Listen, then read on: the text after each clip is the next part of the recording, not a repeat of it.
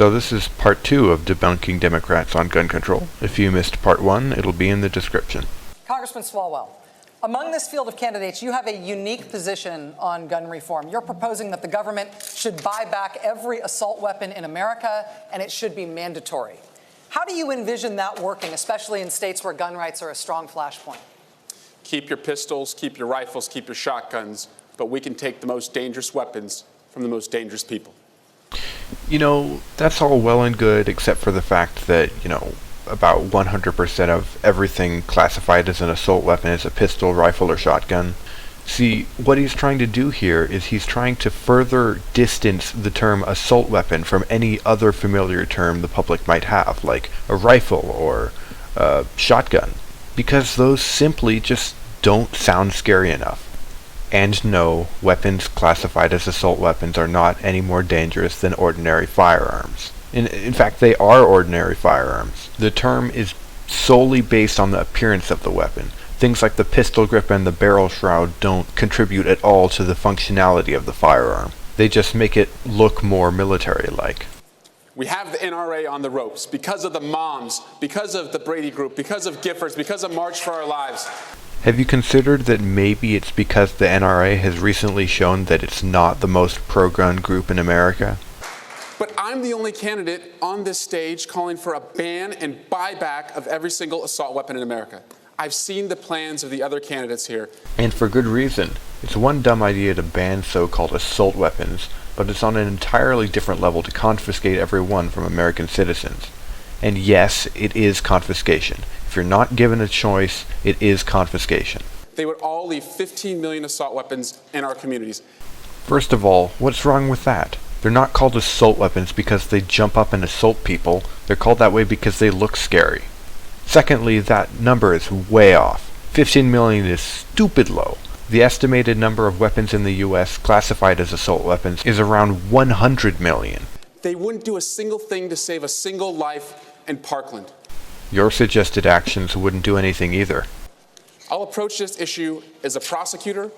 I'll approach it as the only person on this stage who has voted and passed background checks, but also as a parent of a generation who sends our children to school where we look at what they're wearing so we can remember it in case we have to identify them later. What? You should always remember what your child's wearing, even if there aren't any school shootings. A generation who has seen thousands of black children killed in our streets, and a generation who goes to the theater and we actually look where the fire exits are.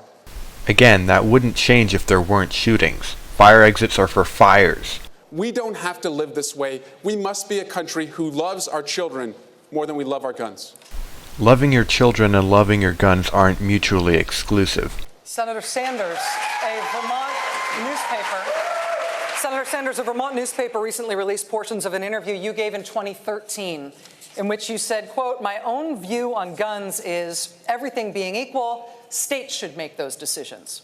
No. Has your thinking changed since then? Do you now think there's a federal role to play? That's a mischaracterization of my thinking. It's a Look, quote of we you. have a gun crisis right now. 40,000 people a year are getting killed. 2/3 of which are suicides. Assuming you're not suicidal, the chance of getting killed by someone with a gun lands at about 0.5%. So no, it is not a crisis. In 1988, Rachel, when it wasn't popular, I ran on a platform of banning assault weapons and in fact lost that race for Congress. I have a D- voting record from the NRA. That's not a good thing. And I believe that what we need is comprehensive gun legislation that, among other things, provides universal background. We end the gun show loophole. Like I explained in my previous video, universal background checks won't do a thing. And like I said in my previous video also, the so-called gun show loophole is not a loophole. It was a written compromise that allows you to sell guns to family members and friends without having to go through the hassle of a background check. See my previous video for more information. We end the straw man provision. There's no such thing as the straw man provision. It's already illegal to buy a gun for someone who can't pass a federal background check. You're also confusing the term straw man with straw purchase. and I believed in 1988, and I believe today. Why would you that leave assault why would you leave weapons, 15 million assault on the weapons, streets? Why would you assault leave- weapons are Senator, weapons you leave are 15 from the million on the streets, military, though. and that they should not be on Why do you the leave- streets of America. You would leave, your plan leaves them on the streets. You leave 15 million on the We streets. banned the sale, and we banned the sale Will you and buy 'em back? distribution, and that's what I believed for many years. Will you buy them back? If people want to buy, if the government wants to do that, and people want You're to going to bring be it the back, government. yes. Will you buy them back? Yes. Senator Harris, we're going to give you 30 seconds. Thank you. I think your idea is a great one, Congressman Swalwell, and I will say that there are a lot of great ideas.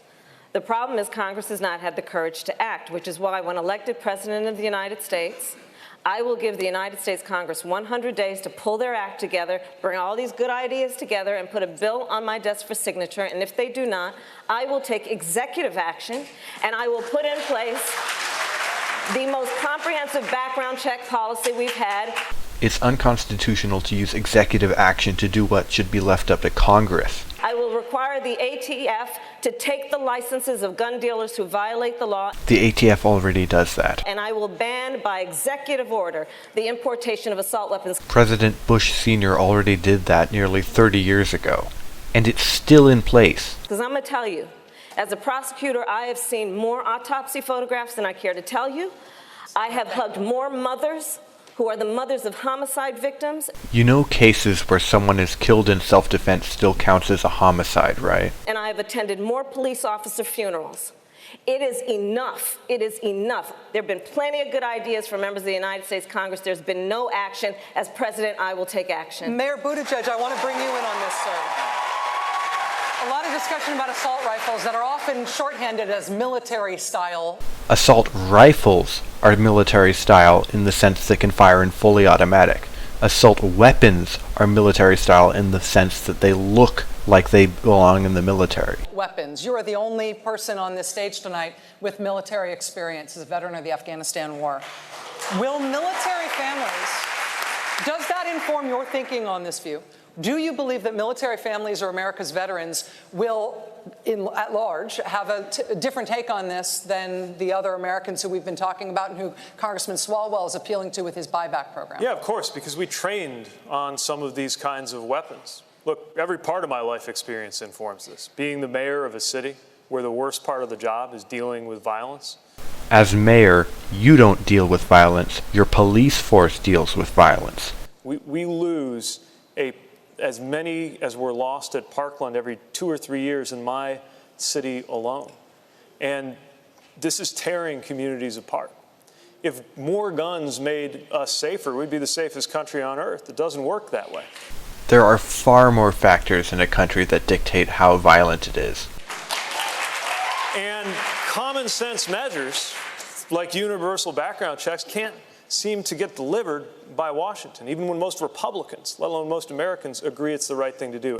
Like I said in my previous video, the polls that seem to suggest this likely have intentionally vague questions. And as somebody who trained on weapons of war, I can tell you that there are weapons that have absolutely no place in American cities or neighborhoods in peacetime, ever. That's true, but when violent overthrow of a tyrannical government eventually happens, where are the patriots going to get their weapons? Anti-tank weaponry isn't going to come out of thin air. Vice President Biden, 30 seconds. A real 30 seconds? A real 30 seconds. Okay. I'm the only person that's beaten the NRA nationally. I'm the guy that got the Brady bill passed, the background checks, number one. Number two, we increased that background check during the Obama-Biden administration. I'm also the only guy that got assault weapons banned, and the number of clips in a gun banned. I'd have to say this is my favorite moment of the entire 2 nights of debates. If anyone ever asks what meaningful thing Joe Biden did, he banned the number of clips in a gun. You know those little metal strips that you put cartridges on to get them ready for loading? He banned the number of those in a gun. It sounds like satire. And so, folks, look, and I would buy back those weapons. We already started talking about that. We tried to get it done. I think it can be done, and it should be demanded that we do it, and that's a good expenditure of money. And lastly, we should have smart guns. No gun should be able to be sold unless your biometric measure could pull that trigger. Except so-called smart guns can get you killed in a self-defense situation. They don't work with gloves, they're very unreliable, they're fragile, etc. It's within our right to do that. We can do that.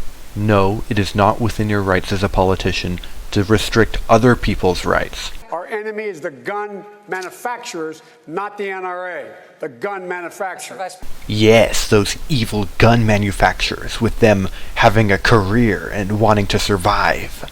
So, that's all there was. So, see you next time. If there is a next time.